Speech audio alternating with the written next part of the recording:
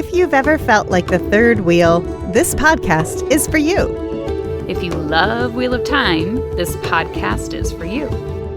If you're bored and have nothing better to do, this podcast is for you. Join Rob, Megan, And Jen in celebrating the Wheel of Time and its statistically best fandom and ridiculous gaming skills, and probably a few cocktails.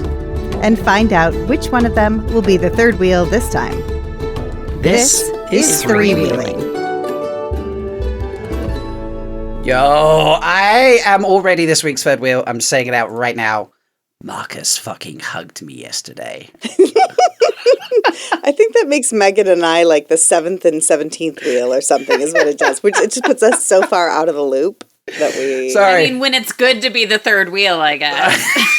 Well, the whole focus of this is it's okay to be the third wheel. That's the point of our podcast. But yeah, no, I just thought that was a fun way to start the podcast because I was like super just excited about it. Anyway, how are you two? How is it going? Hello. Oh, so great. I mean, like, I didn't get to meet any cool cast members or anything, so I was whatever. like, it's totally great, fine, like, whatever. I don't know Marcus, and I didn't get hugged. Meg, you threw a rager last night to the point where your daughter Yeah. is still cleaning up. She's doing good. Yeah, Rager have a Halloween party with a billion neighborhood children and me serving up cocktails to ladies and other people. So it's fun. Nice. Ladies. And it was so funny. So there were two women there who pretty much strictly vodka types of gals. Okay. I made one of them an espresso martini with Shanky's Whip, which actually, hang on, where did it go? So it's this really yummy whiskey, which has like vanilla flavors, but they couldn't remember the name of it, so they kept calling it Spanky's Whip. Can I get it with Spankies? That's fun.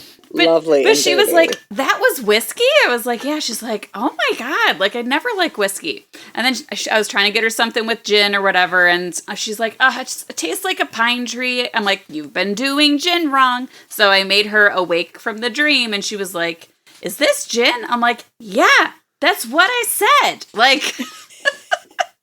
Honestly, Meg, you need to give up the teaching to be a mixologist. Like, it just...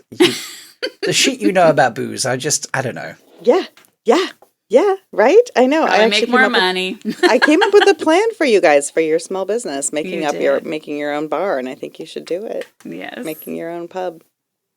There we go. Could be a thing. I mean, And when you decide to have food, you bring Robin. Yes, we'll bring Robin. I'll do food. Yes. Like, yeah, I know it doesn't Yeah. look like I do it anymore, folks. I feel like I did it for like the first 9 months of my channel 5 years ago. But I do food. It's a thing. It's a thing. Jen, what did you get up to for Halloween? Or did you do anything? Oh, that face says you did not do anything. That was She fun. hates did. Halloween. I don't She like hates Halloween. Oh, are you like... I mean, I actually like Halloween for the Halloween of it. No, I hate Halloween. Nope, I retract I basically. hate it. I first of all, I don't, as you both know, I generally don't cosplay. I did.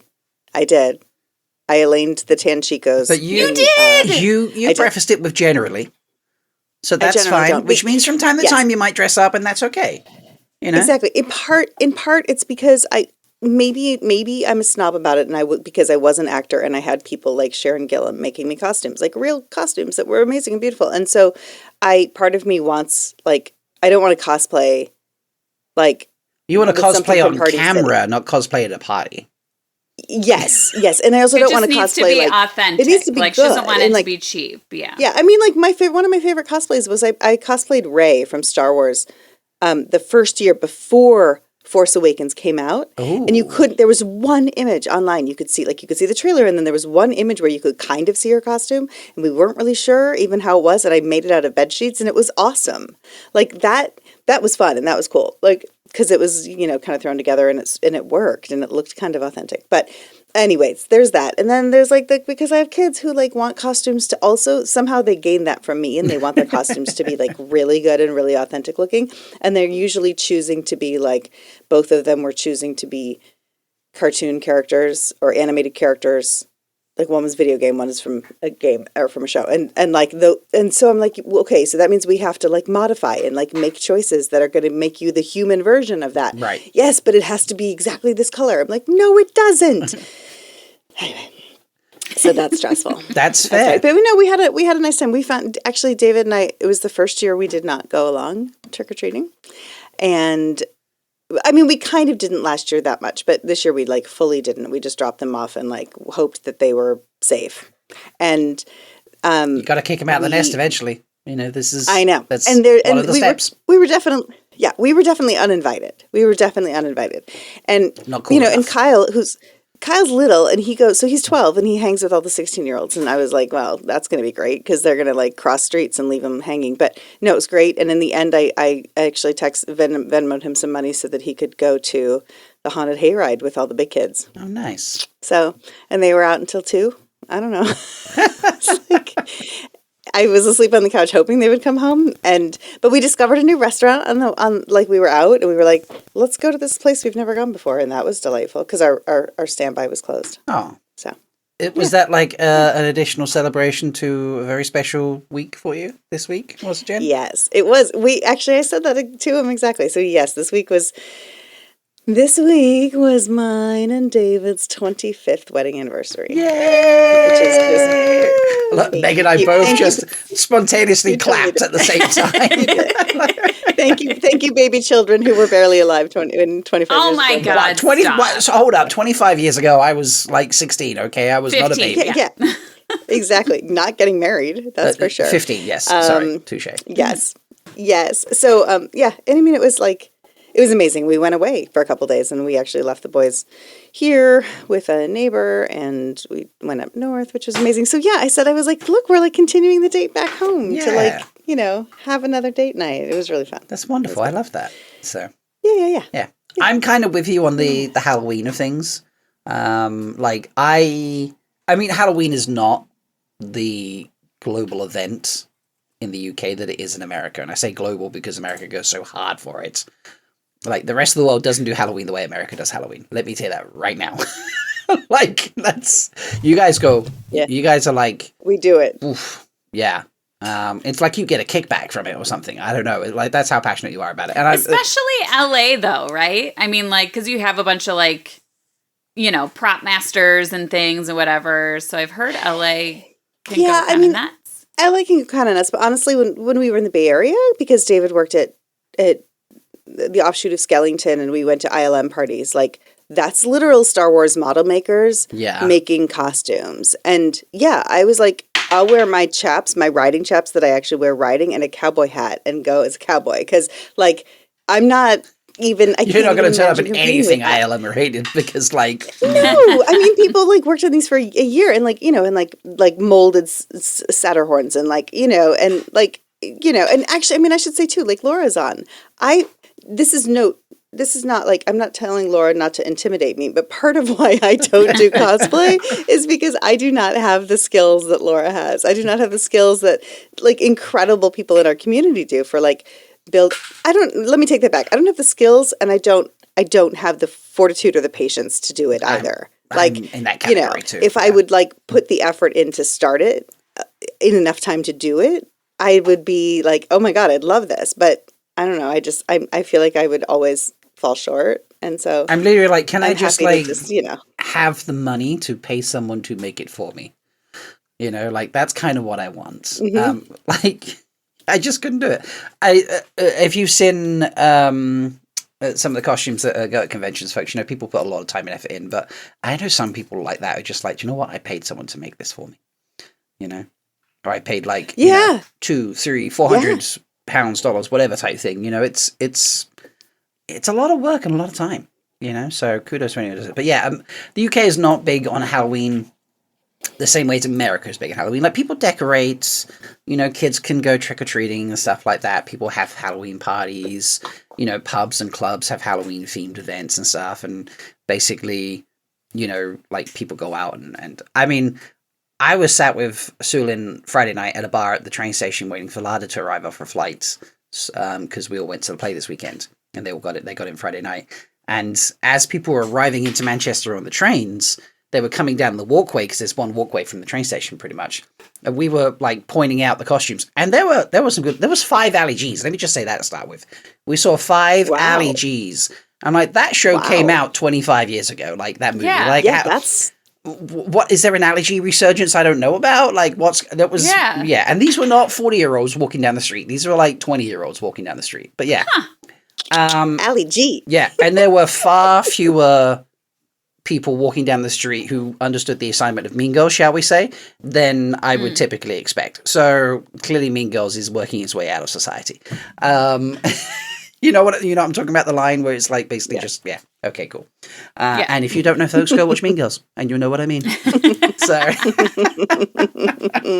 but yeah, it's just not the massive event here, and I'm like, I'm not one for. I've always ended up working the evenings, so I'm never home to do like trick or treating or be like hand out chocolate and stuff like that to kids if they come around. So like on the odd times I've been home on Halloween, I'm just like, oh shit, wait, no, I've got to pretend I'm not home because I don't get any chocolate, so treats or sweets to hand out. So I was out both nights this weekend, thank God. So. I'm sure there were people knocking on the door being like, give us trick or treat. I'm like, I ain't got anything. Sorry, here, have some sunflower seeds. I don't know, like right. We used to try to leave a bucket out so when we would go out with the kids because we wouldn't be home. But in 22 years of living in this house, we've never had a trick or treater. Wow. We live on a hill, and it's actually as we were stepping out the door to drive the boys over to drive the kids over to their friend's house. Then we had like a family come up the street, and I was like, are they bringing kids to our house and we have nothing? We didn't even have a pumpkin out. Oh, I mean, we had a ghost out, but yeah. That's crazy. Yeah. Also, anyway, I don't think I could leave. People talk about just put a bucket out. I don't think the honor system would work here. I think some kid would turn up and take the bucket.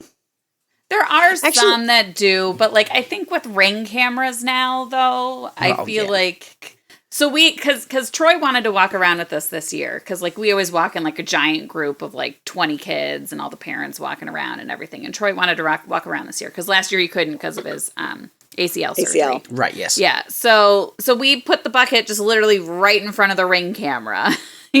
So be like guilt anybody into it. Well, Kyle said some creeper. Well, okay, so Kyle and his friends were all characters from Deltarune. If it's a video game, I don't know if you're familiar with it. Deltarune is a spinoff from oh my gosh, no, I can't remember the main game.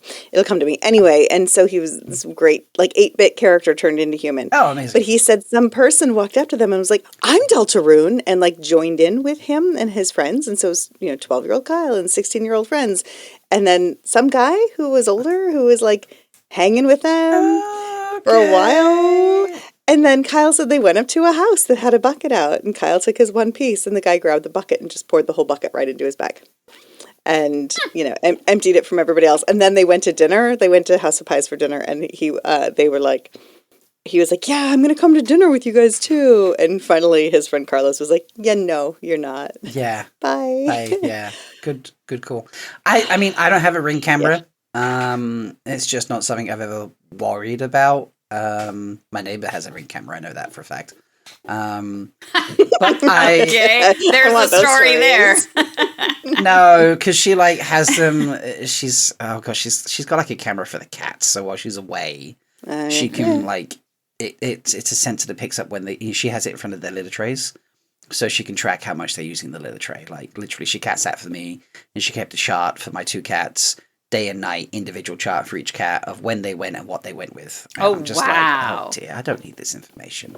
Well, you said he has urinary issues. I'm like, yeah, but I don't need to know that he pees every fucking, twice a day or once a day or whatever. Just like, you'll know if he doesn't pee because he's a big peer. Like you'll know if he hasn't and there's an issue. Right. Like it's fine. Like.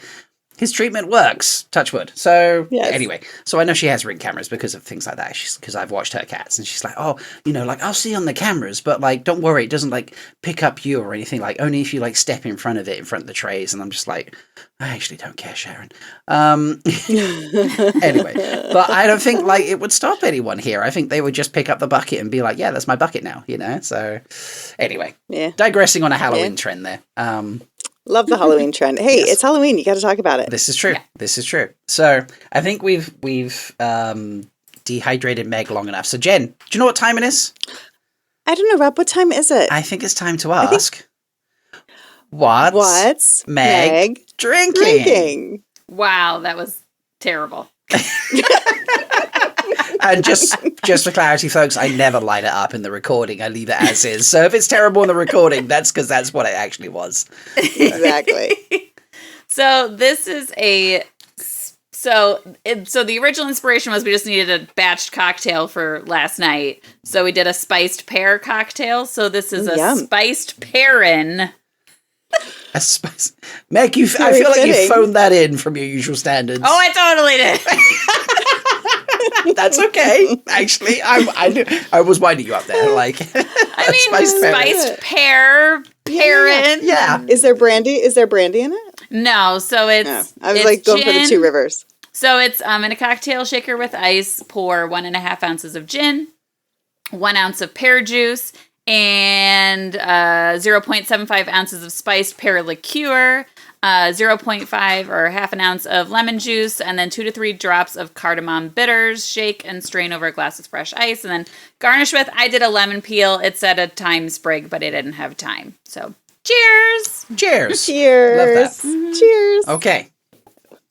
I'm drinking coffee out of my Deals mug. Oh, yay. Nice. This is the apple orchard by our house at home that we went to visit while I was in Michigan. Oh, because before I went for my anniversary trip, I went to Michigan to surprise Mom for her birthday. Yeah. How was that? Was Mom Yeah, surprised? She was Yeah, she surprised. was. I thought she knew it. I thought she had it all sussed out, and she was very surprised. And so I've had a week of traveling, a lot of Traveling. Yeah. Wednesday to Wednesday, 4 flights. That's crazy. So, Yeah. well, listeners, if you remember, and patron watchers, if you remember last time, I mentioned the issue with the Rocky Road. So Yes. I did not have time. I was going to hunt down stouts. No one got back to me being like, find an interesting drink or a new stout or a combination thereof. So I discovered something else at work when I was looking for another option for a staff drink to take the weekends. And in the non-alcoholic section, because I thought I'll just take a fancy juice or something, I found, I'm going to show the can first, this. It's called Trip. And I was like, that sounds like fun, because we're on a bit of a trip with Wheel of Time. So I like that. That was my first thought. It is peach and ginger, lightly sparkling, premium CBD drink. I was like, that sounds like fun. So that is what I'm drinking today. It comes in a can, so we can still do the ASMR, which is obviously something else I'm looking for when I do these, because I was like, a bottle's not going to sound the same, so I've got to find stouts in a can. So it's like craft stouts in a can. This is like, I've got a challenge on my hands for next time. But yes, your ASMR. Here you go. There we go. That was a good one. That was a good one. And it tastes pretty What do you good, think? actually. Nice. So have you had them before? No. So interesting. You said CBD drink and not a THC drink. That's what it says, premium CBD. So, because you can use CBD oils and whatever, and you don't get high. But if it's the THC that makes you get high. So Yes. I'm confused. So I think it's it might just be nice and relaxing, but not. The tagline is take a trip to find your this podcast is not sponsored by Trip, but if they want to sponsor the podcast, I'm currently willing to do that because it's a nice tasting We're here drink. for it. Take a trip to find your calm amidst the everyday chaos. Yeah. So, Yeah. well, okay. Yeah, and So Laura it- says CBD is relaxing and has other effects. Yeah. So. Yeah. Yeah. So yeah, Because is weed legal in England or no? I want to say no. CBD's obviously that's fine. I think Right. I think weed and THC products are not legal, if I remember correctly. Because the States is now selling THC drinks. Well, that sounds like an interesting experience. I'm Googling right now. Literally the first option is it is illegal in the UK. Yes, weed is illegal to possess, grow, or sell in the UK and is classified as a Class B drug. Penalties for illegal dealing can... I don't know why I'm reading the whole thing. It's illegal. We'll just leave it there. That's easy. Yeah, that's the first one. And I will take time to go and find stouts for when we record. Which, folks, is actually not going to be in 2 weeks' time. To align with the fact that I'll be in Prague in 2 weeks' time. And it actually lines up better with What a Holiday, which is in a month. Wow. It's in a month. I better get hurry on that. I better get a hurry on that. We're doing it during it. You don't have to put in extra time. I thought I'm writing it ahead of time. Yeah, I thought we were writing something ahead of time. So that we could act it out. Yeah. Okay, we'll have to figure this out. Okay. We'll figure it out. Okay. Well, Figure it out right here, right now. Well-planned projects, as always, folks. We're not actually recording in 2 weeks' time. Our next recording will be in 3 weeks' time. So, patrons, if you want to hang out with us in 3 weeks, the recording will be... we've planned it for Saturday 22nd. I see no reason why we would change the actual Saturday, Sunday thing. So this week's Sunday recording is because of the play I went to yesterday. And then after that, we would be recording... Oh, so it's 5 weeks until... It's, 5 weeks. Yeah, until and then we will be recording yeah. on the 6th, which is the What a Holiday showing. So that one would be kind of like, in essence, a public episode, folks. So, yeah. Yep. I have to let the cat out. I'm right here. That's fine. You go let the cat out. It's okay. Now she's gone, Meg. We can talk shit about her. So... Yes. Oh, gosh. We'll just wait for Jen to get back. I have not had much sleep this past couple of days, and I'm so tired. I gotta go to work tonight. Oh, no. Yeah, and I gotta get a project done before I go to work as well, so... Yeah. Anyway. We were saying how much you suck, just so you know. Thanks. I figured as much. Yeah, I walk away for 2 seconds and you talk about me. I get it. Pretty standard stuff, is what we think. I talk about me when I was gone. So. We did think you were muttering something in the background, so, I'm muttering, bye, kitty cat, I love you. Yeah. So that's the drinks, folks. Meg? Yes. There was something that we took one news piece. I sent you something, put it in the news listing. She's giving me a weird face now, folks. I know I said put that in the news segment. You did. She looks like the teacher. She looks like the student who forgot her homework. Yes. Okay, so... Bjorn's podcast? I mean... Is that it? No, it was not Bjorn's, but we can talk about Bjorn's podcast. It's now in English, folks. If you want to... Yes, it is. Feel inappropriate in English, you can listen to Bjorn's podcast in English. It is. But it was the article from the New York Reporter. Netflix has confirmed Stranger Things finale is officially coming to theaters despite the previous statements to the difference. Yeah. And Arosa, thank you, Arosa, tagged us into it because they were like, we're onto something, and we are. So yeah, like Stranger Things is the finale, not the whole season, but the finale is going to be in cinema. So that's interesting. They've changed their mind on that. And it's interesting too, because I was thinking about it, and it's. I mean, yes, Megan, you deserve all the credit. And I was talking She's about doing it. hair flips, folks. She's flipping her hair. I was talking about it with somebody this week, some industry people, I can't remember who, but about you. Oh, thank you for trying to sell Wheel of Time. Thank you. Oh yes, and that as well. But it's interesting that it's Netflix, because. Of course, I mean, I know Netflix does have some direct-to-theater things now. Like occasionally, they create something that is meant for the theater. But in general, Netflix is like, no, we have our platform. We use our platform, and it's interesting. K-pop Demon Hunters. It's interesting because obviously, like the success of putting K-pop in the theater and that like being even bigger than they expected it to be was like, oh, ding, ding, ding, we can do this. And so now, like it's event moviegoing. It's like the Fathom events. It's like a 1 day or one time or however long it's going to be. But I don't know. Did they say in the article? I can't remember. Did they say in the article that it's going to be out for like weeks or a month or something? Or no, it's not. I it's think not it a one just day. seemed like a. Yeah. The screenings begin at 5 p.m. Pacific, 8 p.m. Eastern on December 31st, and will run through January 1st. So I think it's only one night. Yeah, watch New Year's Eve and New Year's Day, but late the evening of New Year's Eve and the day of New Year's Day you can watch. So. And when does the season drop? The season drops in 3 parts, and I think the first part is the end of November. And so that's the other thing is that Netflix is for the first time changing their drop it all at once. Yeah.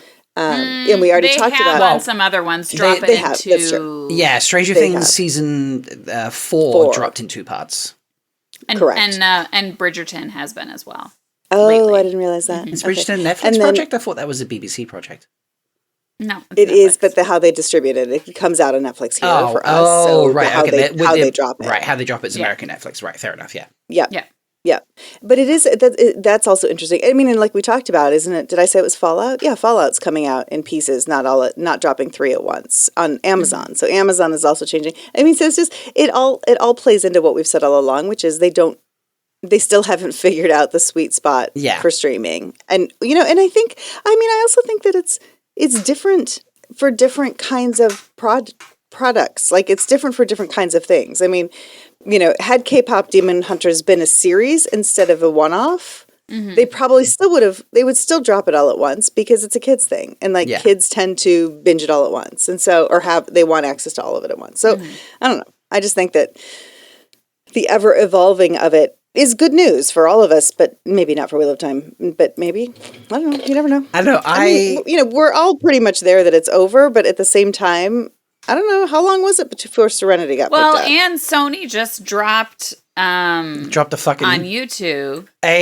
Let me go find it. I think it's 22 minutes long, 24 minutes long.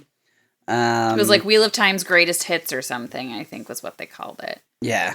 Which I made sure to comment. And I think in my comment, I don't know, somewhere I talked about it was when we were when I did the Arosa article that she tagged me in. I tagged Rafe and all the distributors, and I'm like, hey, here, listen to me. If it's cinematic television, release it in the cinema first, then go to streaming. So, yeah. So they've titled it, I found the video, The Wheel of Time's Most Defining Moments. They posted this 9 days ago as recording, so basically 2 weeks ago of release of this episode. And it is 27 minutes long. Covers Moraine taking on Lanthir, Egwene outsmarting Rhaena, Nynaeve unleashing a supernova of the one power, Rand facing his past in the glass columns, Nynaeve losing her dream life. Losing her dream life? Oh, season 2, episode 3. Yeah, when she loses her daughter. The columns. The archers. The archers, sorry. You can tell this was not written by someone who knows the show. Moraine is questioned by the White Cloaks, season 1, episode 2, and Rand cuts Moraine free, season 2, episode 7, which is obviously him releasing him untying the knot that should have been shield, Swan. Yeah. Okay. I don't want to talk about it anymore. It should have been Swan. Yeah.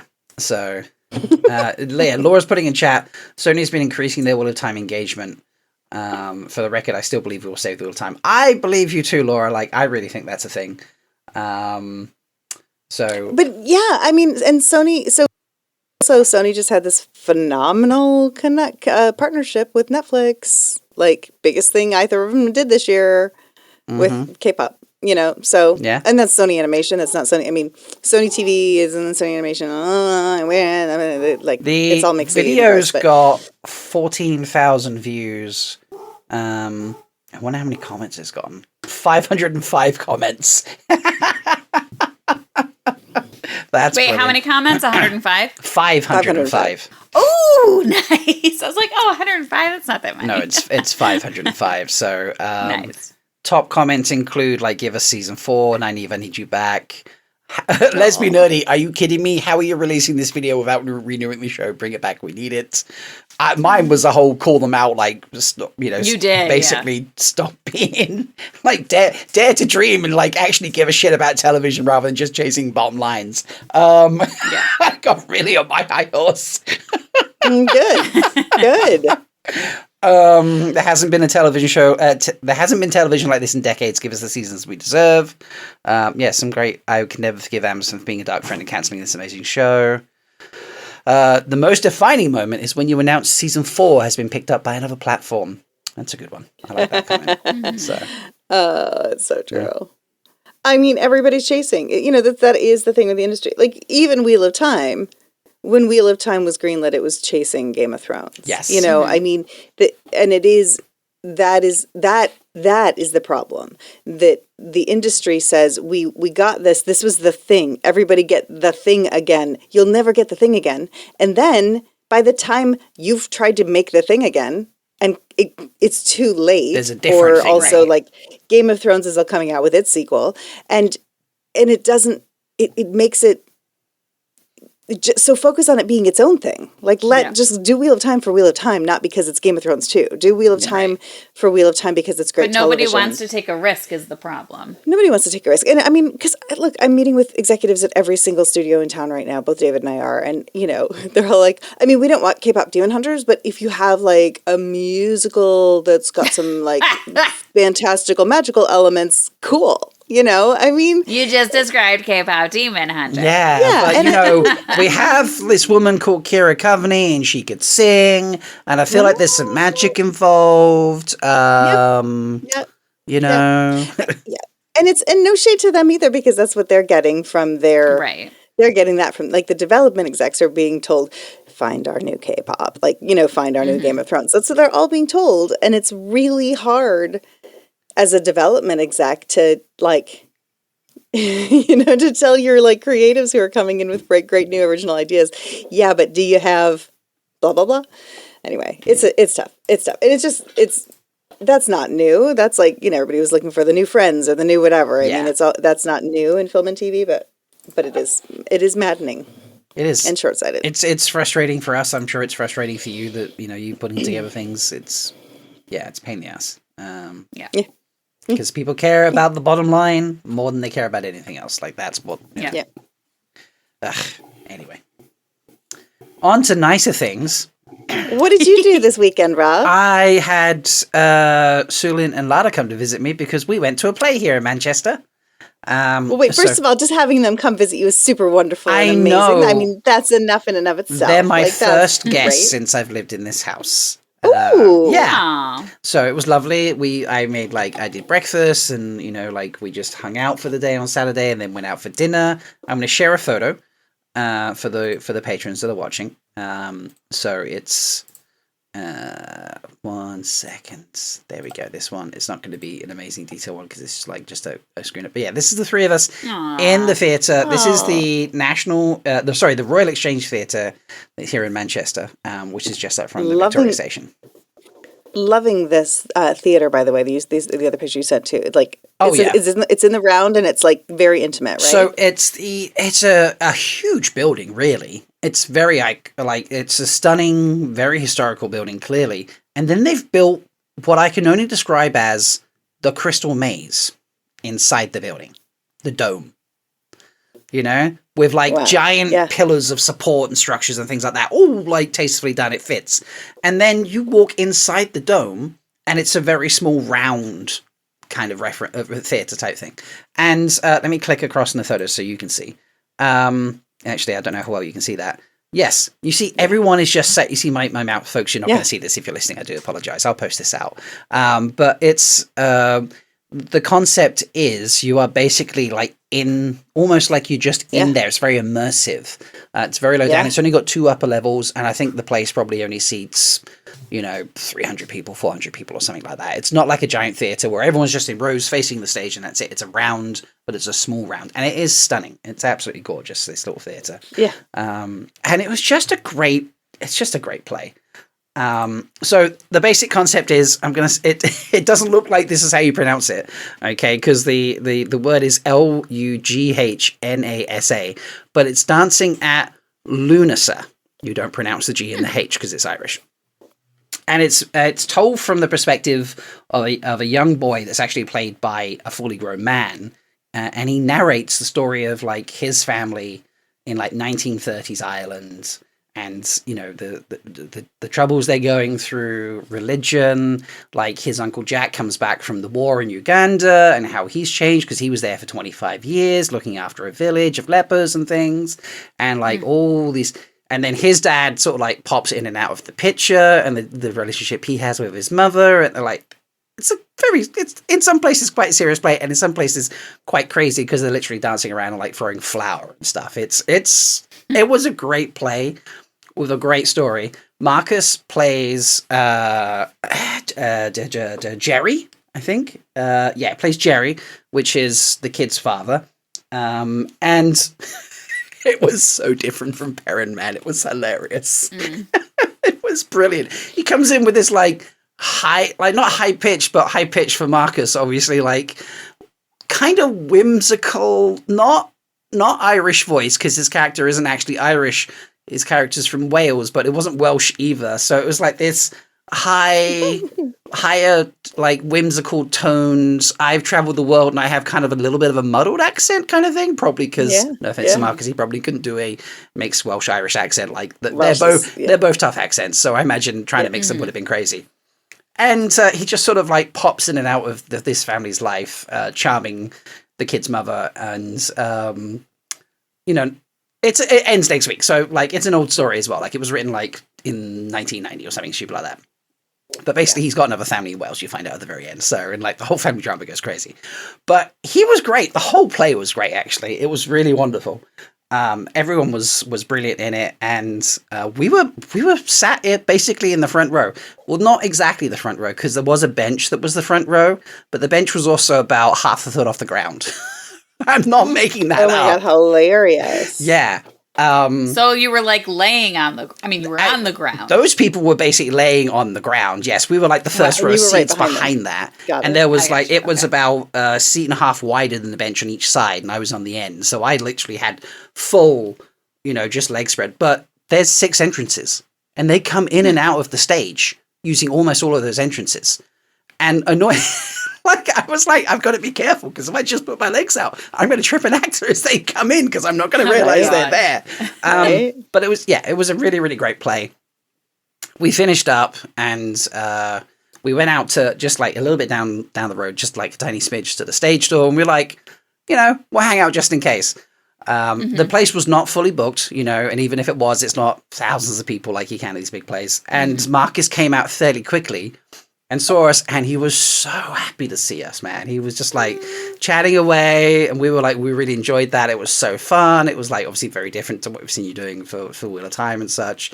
And he was just saying how much he enjoyed it. And like when he initially was doing it and reading the part, he was like, oh, this is quite like a fun character. And like he's got like a different job all the time and things like that. And this is quite like, I'm having some fun with it. But as I do it more and more, I'm just like, wow, this guy's probably got like 6 wives hidden around the world and stuff like that, like he's actually not the greatest of people. And it's quite the it gets you thinking when you're playing with him. He's quite a character, and it was really, really, really funny. And he was just like, just the nicest person. The guy who played Michael, which is the man who voices, because there's not actually a kid on stage, but they pretend there is. And he sort of stands to one side and narrates and things like that, and comes on and off the stage at appropriate moments and things. He came out because he had to rush off to Sheffield, and was just like, they had clearly were getting on like a house on fire, like best friends on set, and they had a great time. And he was like, oh, so nice to meet you all. And he signed like books and things for people and such. Oh, that's so great. Marcus was telling us we're the second set of fans to come see him. One fan came about 2 weeks ago or something like that, of Wheel of Time. Yeah. And he said, I knew what you meant, yeah. Yeah. And this person just said to him like, why was it cancelled? Marcus was like, I know the guy wants to know know the why, but he kind of said it to me like I was the one. He didn't say that. But you could see like it's your fault. Yeah.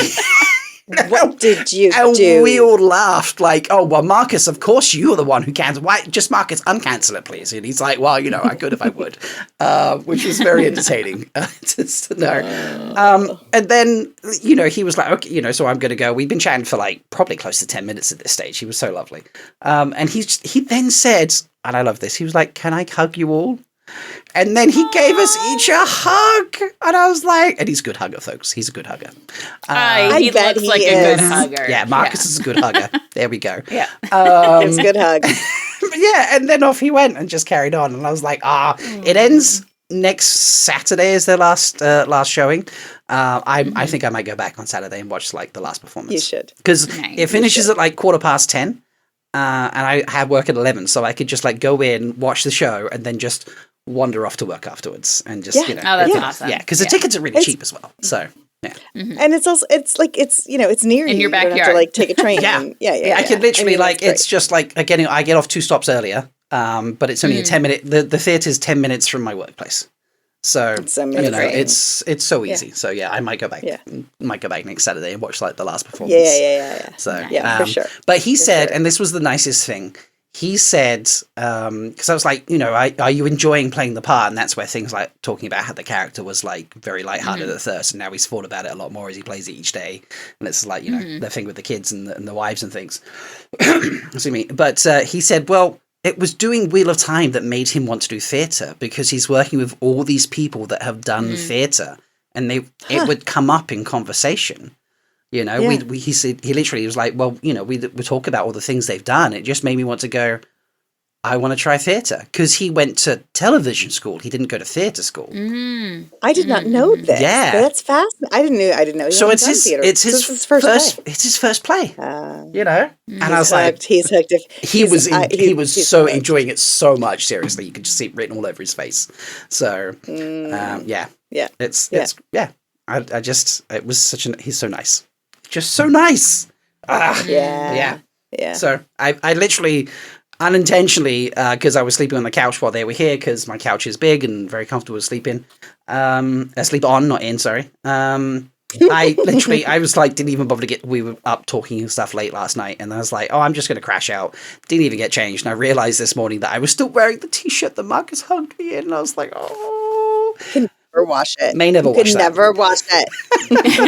I should have been like, now you've hugged me, you have to sign the t-shirt. So, Right. No, that's weird. That is so lovely. Did you bring your little book for him to sign? I totally forgot to take my my leather book. Like, take it Saturday. But we did get a program, and he did sign the program for all of us. Okay, so you can I'm showing cut it on the that camera. out or put it in there. Or something. Yeah, I am showing folks on camera that he signed his section of that. Yes. But if I do manage to go back on Saturday, I'll take it back with me and try and catch him, at Stage Door again, and be like, hey, I just want to say congrats on you last night, and blah blah. But hey, would you sign this as well for me, please? I just because I forgot to bring it. Because I forgot to bring it last week. He'd love it. He'd love it. Had you met him before? You had not met him before, right? I've not actually met Marcus. I've seen him, obviously, at the couple of premieres I've been lucky enough to go to, but I've never actually met the guy. So, the first time. And it was lovely. Yeah. It was funny when he walked out and saw us, and we were all just like, hi, like, such a great play. I saw, because I was wearing my Wheel of Time t-shirt, like the actual like logo one under my leather jacket. I saw his eyes sort of flick, just look us over, like as you do when you see someone, like you just automatically look at them. And I saw like a light of recognition in his eyes when he looked at the t-shirt, and he was like, oh, these are Wheel of Time fans, so. Yes. Yeah. But it's so great. Yeah. Do we know who the other Wheel of Time fans who went are? I have no idea. Not seen anything on socials. No, I haven't seen anything on socials. And for anyone who asked whether we took a photo of Marcus, it was such a casual. It felt like we were just chatting, hanging out with someone. That we all agreed. Like, I almost asked for a photo in the end, but it was that moment where it's like. This would feel kind of like commercial and transactional to be like, can we take a photo?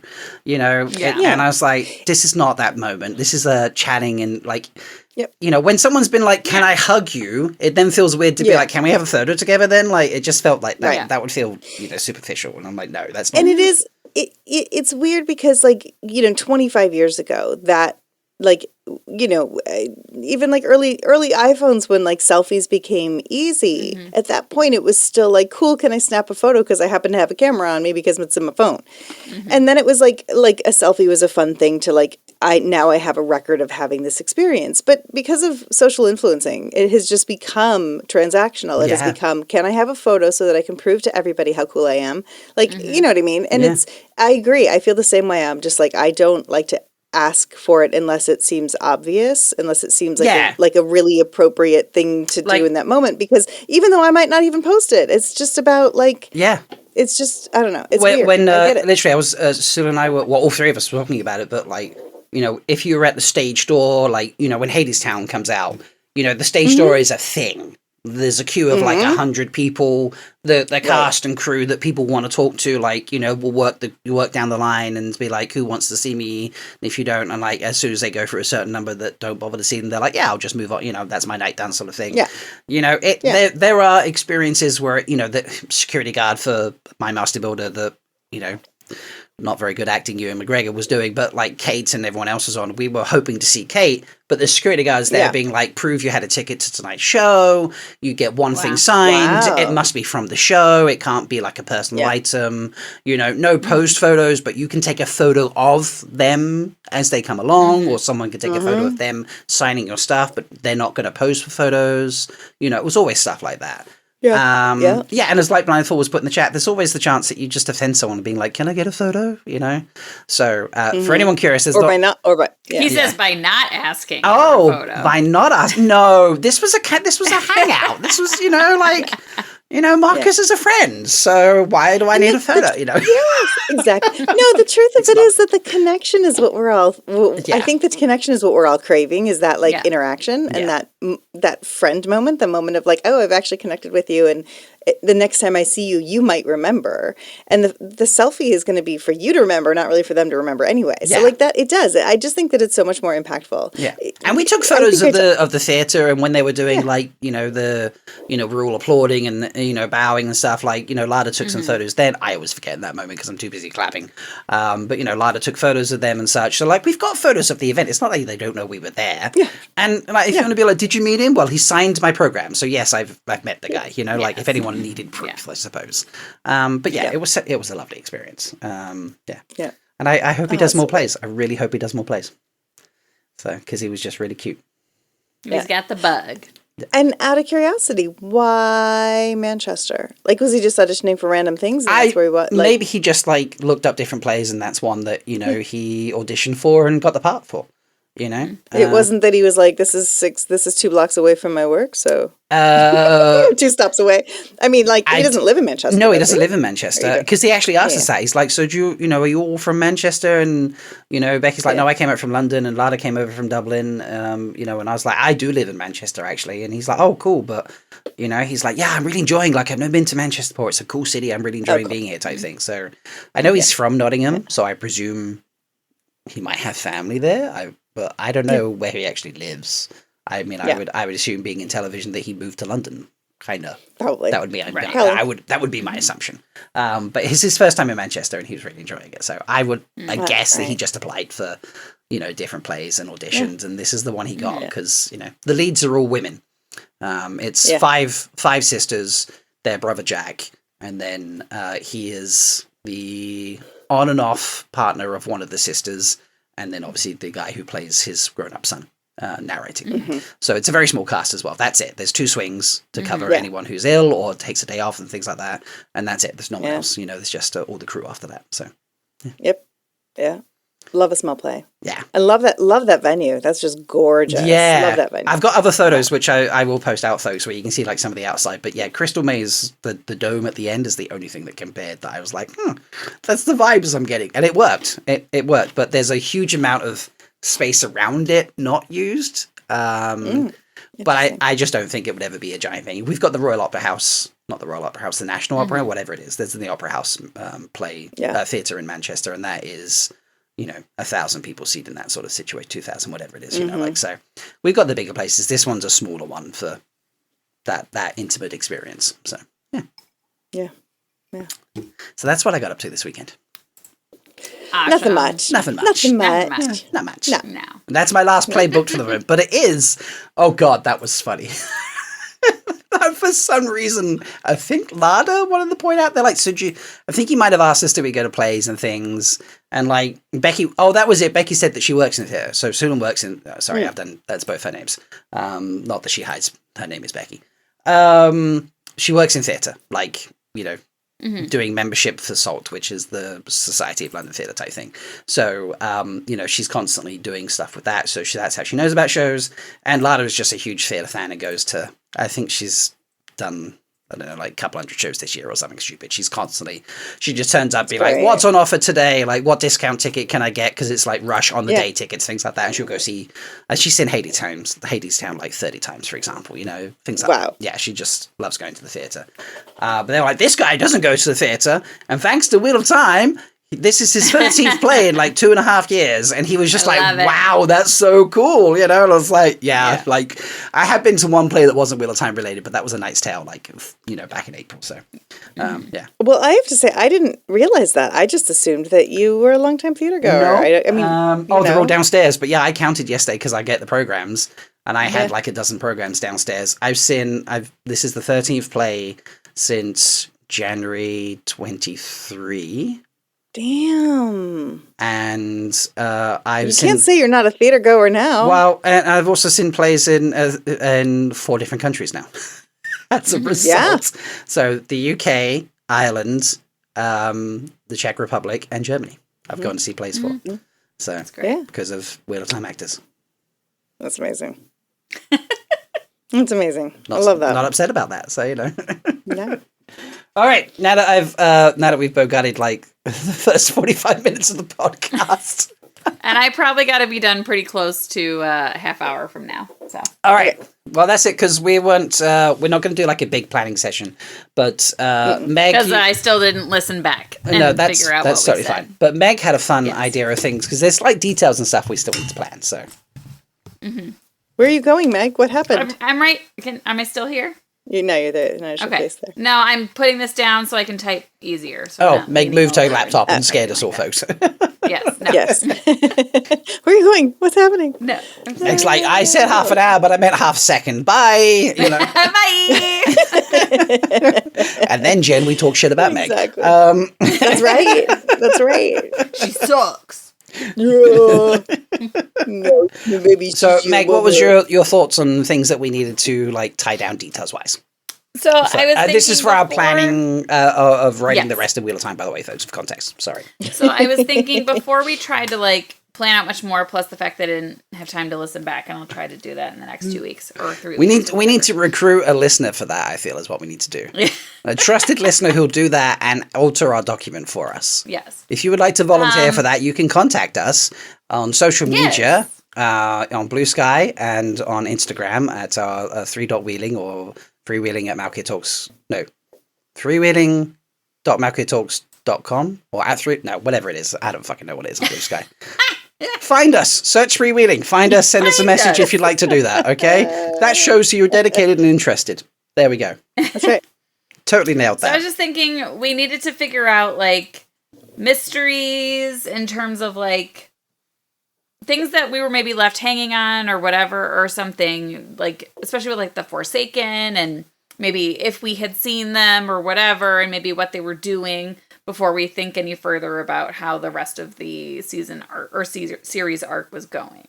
So the things that were hinted at, the things that were dropped in but not explained, and that we expected to be either revealed in season 4 or even potentially later, but Right.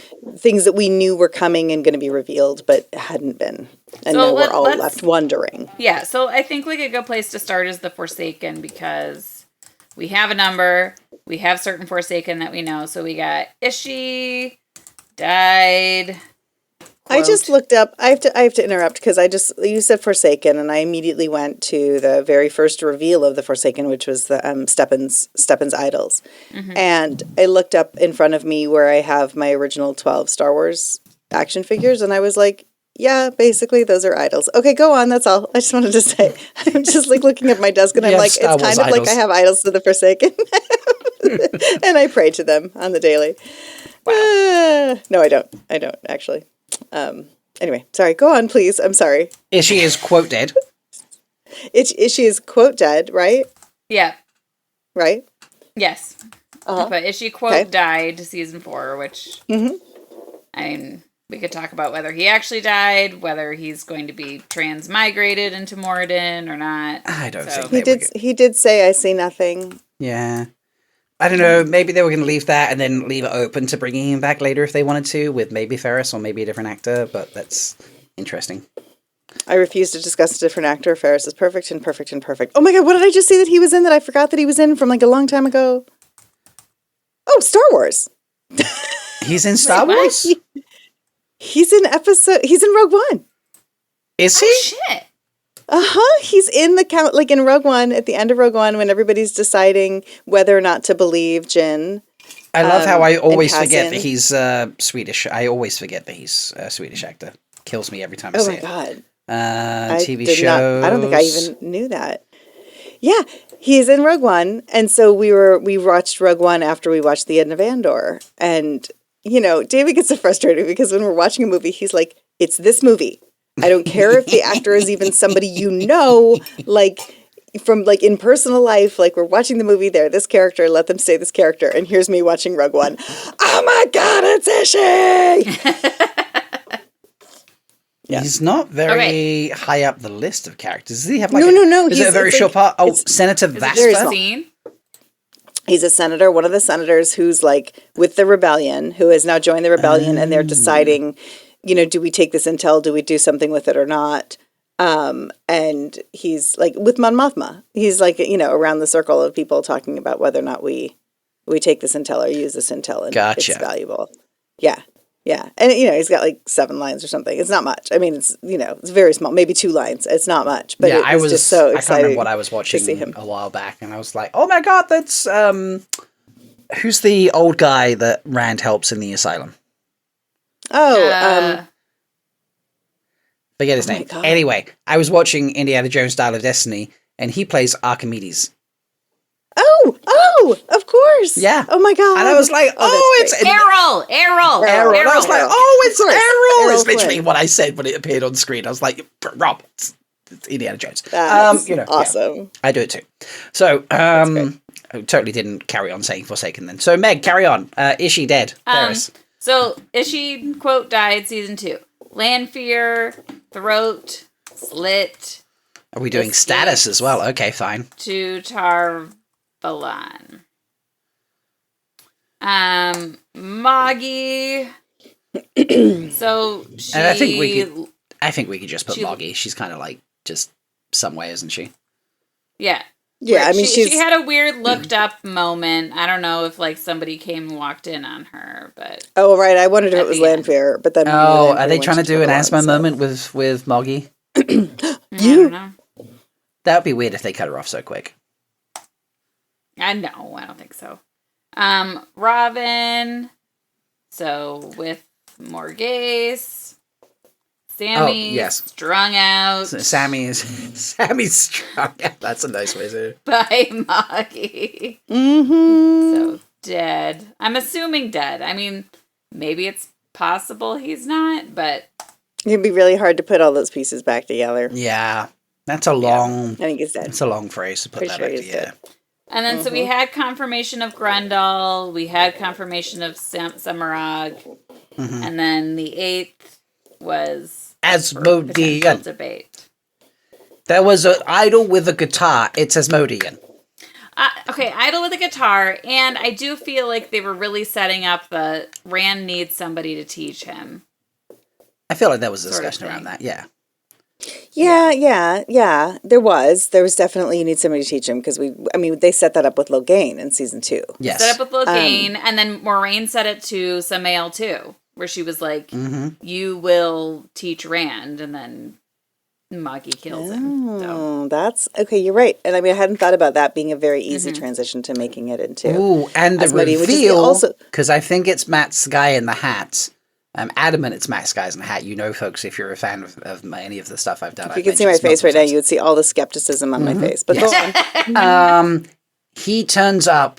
Rand knows he's Asmodean or figures it out. He becomes Rand's helper. But it doesn't get generally revealed to public knowledge until Matt eventually turns back up with Rand and goes, where the fuck are you? What are you doing with Thingy? And then with my boyfriend, that I totally had the hots for. Yeah, and then it comes out then, because they were flirty. They were flirty. Oh, and he did give him. Isn't he the one who brought the bracelet? He gave him the bracelet and said it was in his dad's collection for a while or something. Oh shit balls! I forgot that. Okay, my skepticism face is a little bit less skeptical right now. I need to go and bug someone and be like, please fucking just tell me if that guy was Asmodean. Confirm. Please confirm. Because the bracelet was too convenient. Why would you have the bracelet if you weren't? However, I was listening to Tucker Ranriad the other day. They're never right about anything the talkies off. Well, they were talking about how Matt's luck was going to manifest. And that was perhaps like a Matt's luck moment. It could be a Matt's luck moment. It could be a Tiberian Right. moment. I've heard both arguments. Doesn't fucking matter because Moggy has them anyway now. Yes, this is true. Moggy does have them, yeah. Okay, so if it is Asmodean, what is his motivation for giving them the bracelet? Is he trying to help he already them? working- Is he trying to fuck with Moggy? Well, is he working with Lanfear? Trying to help Moggy? Is he just being the Lord of Chaos? You know? No. I mean, is he... Wait, does that mean that we don't have room for Demon Dread? No, that's 8. But Demon Dread was going to be Taim. Okay, then just take Demon Dread out completely and let Taim be Maybe. Fine. Oh, okay. Fine. Fun one here. Taim replaces one who's died, such as Sammy, and his Forsaken name is then Demon Dread. Demon Dread. Oh, I like that. I agree with that. There's like a little fun. That would just... That feels like no. Meg does not like that at all. But Cloak Me is coming out a little bit. No. What Cloak You is focusing on after Jordan decided to fucking troll us all. Because it was... Taim was Demon Dread. That has been proven. I know. He decided to fuck with us and said, fans can't decide, so I'm going to change it. And Yeah, there we go. Mm-hmm. I mean, fine, it's your creation. Do whatever the fuck you want, RJ. But anyway... Okay, so what was Asmodean's motivation for giving them the bracelet? I'm saying he's already working with Lanfear. You're saying he's working like that. I reckon he's just trying to sow chaos. And that's kind of the Demandred role, right? But also, yes. He's not... Who's to say he's going to be the apathetic, just go with the flow, do whatever anyone else says, kind of Forsaken that he was in the books? He kind of was like a Forsaken through, like... lack of options at that stage, and he's like, I just want to play guitar right now. Like, I actually don't care about trying to be evil and take over the world. Who says he has to be that in the show? And he could be like, right, I'm a Forsaken, he's the Dragon Reborn, it would be good for me if he were captured and enslaved, and I can't use these bracelets. But he gave it to the good guys. That's why I'm saying he's working with Lanfear. Because Lanfear, we know, is working directly against Magedian. Okay, yeah, we know that they do not have the same goals. And so did he talk to... Well, but then... He would just give it to Magedian because then she wouldn't have had to compel. Yes. So if he is not out, if he's not open, if Magedian doesn't know that he's out and where he is. I mean, we know she's working softly from the shadows, but maybe he's like, enough staying low key enough that she doesn't know he's there. Or maybe they have run into each other there. I mean, they're in the same city. And so maybe they've run into each other and he's like, what bracelet? I don't know what you're talking about. And then he gets it to fuck with her. Yes. And Lanfear is like, don't let her get these bracelets because I don't want her to have control of my Luz Theron. Lanfear was in Teleron Riyadh and Rand rejected her, right? Because that was at the beginning of season 8. Or episode 8. Yeah, and by giving the bracelets to the good guys, he's protecting Rand, which then lies in with him being cahoots with Lanfear, because she also kind of wants to look after Rand. And then that's kind of semi-argument for him coming over when Lanfear has bit the dust, or at least we feel she's bit the dust, and being like, well, I've come to help you because I kind of made a deal with Lanfear about it. And I want out too. And if she wins overall, like she wants to long term, then I get out as well. And this also then makes me wonder too. So if that is Asmodean, do we think that's who Moggy looked up and saw? Oh, because they're in the same area. Can you imagine if he just turned up and was just like, "You got those fucking bracelets, give them back," Okay, aside from the deleted scenes of the Aes Sedai leaving the White Tower, Lyanna, and heading for Saladar, or wherever they're heading for, a small town in Tyr. Swan's birth town in Tyr. Oh my god, I want to fucking see that set as Saladar. I want to go to where the fish hut was. I'm sad. Okay, sorry, I'm back. I feel like the fish hut was like an indoor set. I don't think that was a location. No, not the fish hut. But I mean, like the shot of her pulling away from her dad when they come home and they see the hut on fire. And the way they always talk about like the mud and having to like wear clogs and like build the wooden boards so that they can get around. I want that to be Saladar so bad. Oh, that would be fun. Okay. Yeah. Okay, but going back to Asmodean, I love the idea, and I'm wondering about like a deleted scene. So we ended season 2 with Lanfear being all smug and then going, but then we got the reveal of who she was talking to. We got to see her talking to Maggie. We did. So I'm like, it's kind of a similar moment of her looking up, and is it? I now I got to go back and watch her face. Oh my I God. think it's love Asmodean now. It could be Asmodean. Also, sillily, maybe we got the reverse of that, and it's Lanfear turning up He to kills her? surprise No, Lanfear turns up to surprise Moggy, but She Lanfear wouldn't is just though like, yet because she was literally dying. yeah, So but maybe she's like, true power side herself back from a slit throat. she 'Cause can't. That's the thing. No. So in that fight, when Lan's sword cuts her leg, she tries to heal it with the true power, but it won't. It does. By that very heal. definition, It, then flakes off. then she's dead. There's no point discussing what she could have done afterwards. Because if she Well, hasn't she's healed, There's no way bleeding out, though, she's been completely. slit. Yeah, she had a throat slit. Like so. But she's I holding feel it. like- It's not. I don't think it's as slit as it was. Like, it's not the fully slit throat that it was in season 2.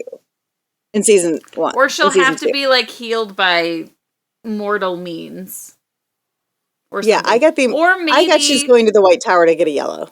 Or maybe she could. Okay, so you can't heal yourself using Saidar, right? Mhm. Correct. You can heal yourself with the true power. Correct. Yes. So it's possible that somebody could still heal her channeling conventionally and traditionally with Saidar or Saidine.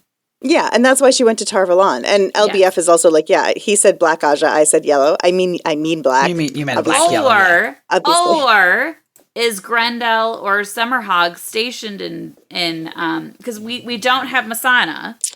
Yeah, So but I don't do see her. we- I don't see Lanfear going. That's and- weakness. I to don't giving another think her- Forsaken. Yeah, giving any just other wanted Forsaken a leg up on her.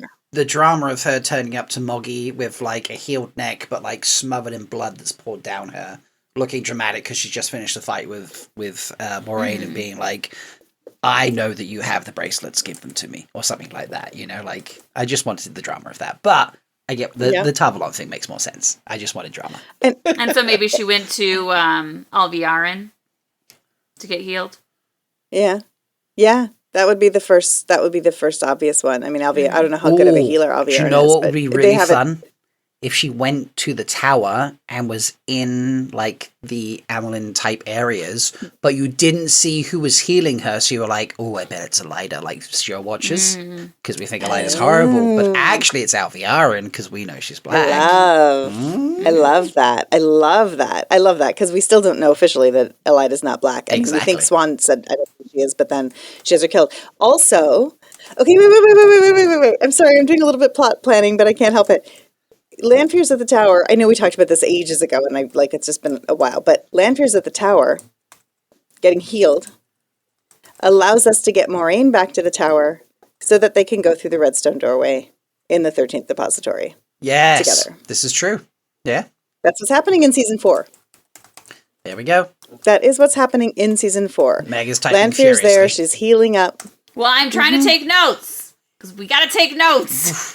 I know, and because I take bad notes. I can Please know, switch folks, to if you'd like taking to- notes, honey. We are taking submissions for notoriety.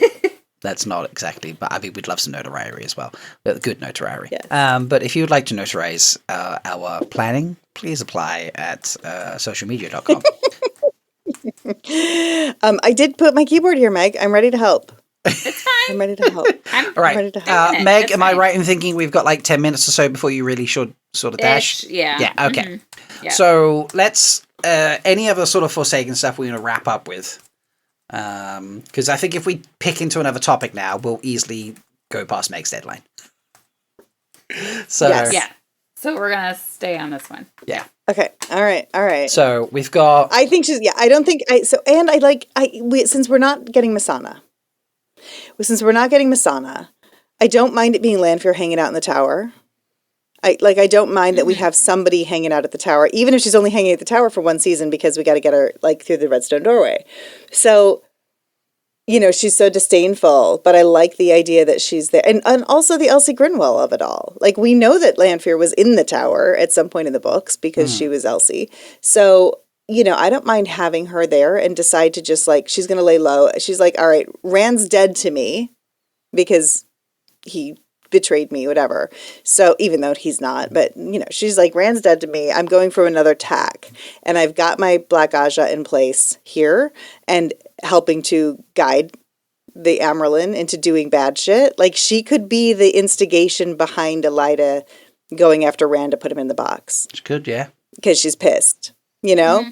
Depends how quickly we to- get it through the doorway, isn't it? So Yeah, but that could be like, bring him to me. So we can leave her. Okay, so I've decided. I'm sorry. I'm a dick. I'm an asshole. Okay. no, you're I'm thinking that you're being the showrunner right now. So it just came out.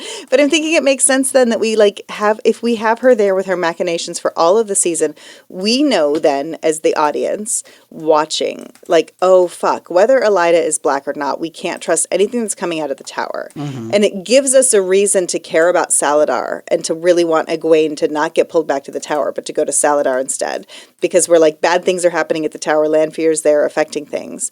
And then to go from there all the way through the season, just like building up this like evil white tower of it being like in the hands of Lanfear and being machinated by her, all the way until we can get, maybe they recognize that and Moiraine's like, the only way I can do this is to get back to the tower, get into the 13th depository and get into the Redstone doorway or something.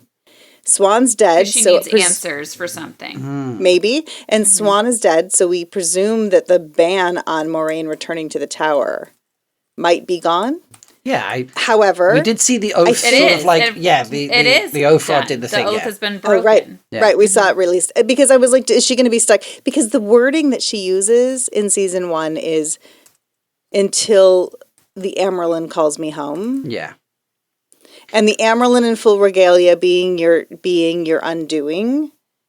We don't know necessarily that Min's vision was her. It could have been Elida. But in any case, the point is, maybe Elida calls for Moiraine to be brought back to be put on trial. And like that callback could That be what fits. allows her to come back. Yeah. But you're right. We saw the oath dissolve, so it might just be gone completely. Yeah. Because there's no way she would go if Elida called. No way. Also Well, she true. wouldn't go, but it would allow her to go and be able to Right. get to the 13th depository. And maybe it's not for the Sarkinen. Maybe someone steals the Sarkinen. Like, I don't know. I just think there's like, I think getting her back there is like been something Full we've set pointing up in for a while. maybe the actual oath was until Swan calls her home. And that's why it broke, think because so. when she Yeah. died, she's like, well, now the oath is broken because she can't call me home. So the oath naturally just broke Yeah. itself. Yeah. Yeah. And I also think that they use different words too. That was the thing too. Yeah, is like what Moiraine was Swan whispering says was the different. Amerlin, and then Moiraine says Swan Sanche. Yeah. Yeah. It is. Multiple lovers. There was something funny then. Oh, quick side tangent. It's one of those, sometimes things don't just stick in your brain. I always forget that the Elsie Gridwell thing was Lanfear. Like that, every time that comes up, I'm like, that feels like new information to me. That doesn't stay in my head. But something else just occurred what? to me. The Lanfear being The Elsie Lanfear Gridwell. pretending to be Elsie Grinwell. Oh, yeah. That always feels like new information whenever it's said to me, because it just doesn't stick in my brain for some reason. But now I'm questioning, and we don't have to dive into it, but like, is the Elsie Grimwell in the tower just Lanfear and Elsie Grimwell never left the farm? Or did Elsie Grimwell actually leave the farm and then Lanfear killed her and replaced her? Well, Elsie Grinwell was not Elsie Grinwell at the farm because... And no, we don't mean you don't mean in the show. You mean in the books. In the Brown, books. right? Oh, sorry. In the books. Yeah. Okay. Like, it did, like, that Elsie Grimwell that Rand met on the road never leave the farm, Right. but Lanfear No, found out about her. think and, I think she left. did come. I Yeah. think she left the farm and came for real. And then Lanfear killed her. Probably Okay. just killed her and disposed of her body somewhere that or sucks. whatever. all right. Yeah. Yeah. That's, yeah. Yeah. So are we happy with... No, in the books, didn't Elsie get sent somewhere? To a She farm? did. She got sent to a farm to hoe Because she was potatoes. doing something with warders or something. Yeah, because she or was being a slutting up. corn dog. Yeah. I think it was groomsmen or something. Like it wasn't even warders. It was just like some groomsmen or something. But yeah, she did get sent. I was just While curious. she was there. Yeah, I was just While curious she if... was Because the girls asked. Oh, you're right. Because they say something like, we just saw so-and-so, and they're like, she's not here, she's on a farm. And they were Yes. what? And Yeah. then that was Yes, the yes, tip yes. off to all of us. Right. As I the just audience. wasn't sure because I was That like, is- yeah. maybe Lanthier like found out about Rand's journey and who he met and such, and was just like, I'll pick this girl that was interested in him because then it doesn't seem so strange. There's a viable reason for her to run off to the tower. I don't know. Maybe she didn't think it that deeply. Yeah. I don't know. But yeah. Okay, so we're happy if where we've kind of like planned out the Forsaken. I don't think. Yeah. I think so. Yeah. Nice. We're in agreement. We're in agreement. We Okay. are, and I do think we should. I think at some point we'll have to talk about what we think he's going to do. Okay, with can I Trent. also talk about my one theory really quick? I know I said I have to go, but Yes. okay. Yes. I wonder if Adelaus is a Forsaken in disguise somehow. Jen Casey, is- And I'm I'm not shaking my like head. I'm saying that maybe Adelaus was killed or replaced by a Forsaken using Mask of Mirrors. I hope that whoever's listening to this and not watching can hear my headphones rattling around on my head while I'm shaking my head so Jen violently has at that. just given herself concussion from how hard she shook her head. I did. I did. Adelaus is perfect and needs to be protected at all costs. So no. because can't touch her. No, you know, I know, she's lost I her know. brain or whatever. But when Suwan and Varen and Liana are all talking, she like before that she pretends to not know how to drink tea, and then as soon as they start talking and planning, she like I think she's And just she's faking drinking tea how just ill she fine. is. I think she's just faking how I ill do, she I do is. too. And also she could. Oh, I'm not. Well, this is super long spoiler. We are David, a full if you're spoilers pod. listening, Oh yeah, David. run the fuck away. Your theory, and I'm not even sure I like this theory, but maybe is that she's also black. Yeah, You know, I think I there's a mean, possibility there. good black. like black good, like a good double black. double team double agent situation. Maybe. Yeah, there's only Maybe. one Aes Sedai like that. Okay. and we don't want to take that from her. that's fair. Well, I know, but she's quite Nope, slightly nope. closely. All right, Nope. I have. I'm shaking my head crazy now. Now, All right, I have a very quick word of positivity to wrap it up with, folks. Please do. This oh was wait, I do too. Can we do two? yes, of course. Go, Meg. Go. Okay. No, you go first. You go No, first. because I want to end on mine. Because We'll end on yours. Yeah. Okay, I will go really quick. So, as horrible as it is that the Wheel of Time's TV show has been canceled, my best friend Colleen, we were rewatching, and she was like, I gotta know stuff. So I info dumped for probably an hour, kind my of God. taking her through stuff. I Just did the let big first 10 spoiler. pages, you know. I told her the big spoiler. Which one? The one we were big just talking spoi- about? The green dress spoiler? The green dress spoiler. Damn. All right. Okay. Wow. Which now I'm kind of sad I did. Yeah. Because Is she going to she read? started listening.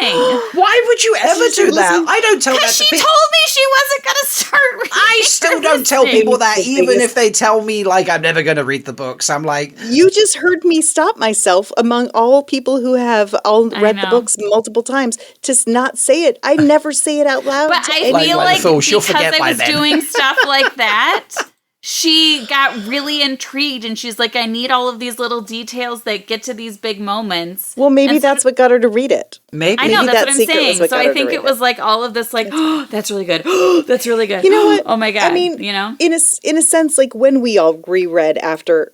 I mean, we had all reread multiple times before we got that information. So But we when were all rereaders by Yeah. that point. But when you reread them, when you went back and reread the beginning books after we knew that, it is a really wonderful, like looking for it all the time and like seeing little pieces of it and then being like the compulsion that she uses on the after the box, you know, like the fake compulsion. She's like, compulsion's almost, it's not quite compulsion. You're like, is it though? Is it? So anyway, all of that stuff becomes much more intriguing and fun to read when you know. So it's okay. Yeah.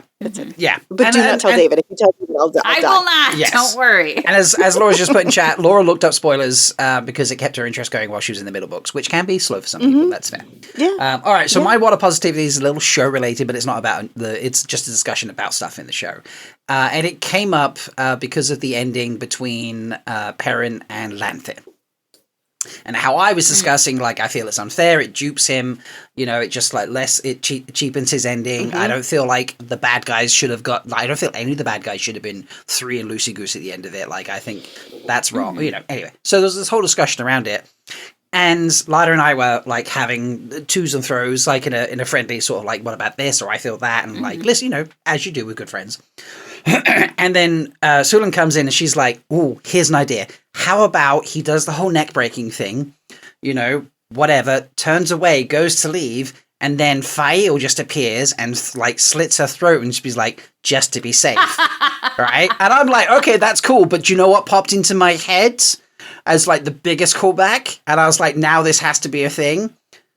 Kill the ones. You told me to kill the ones you missed. Yes.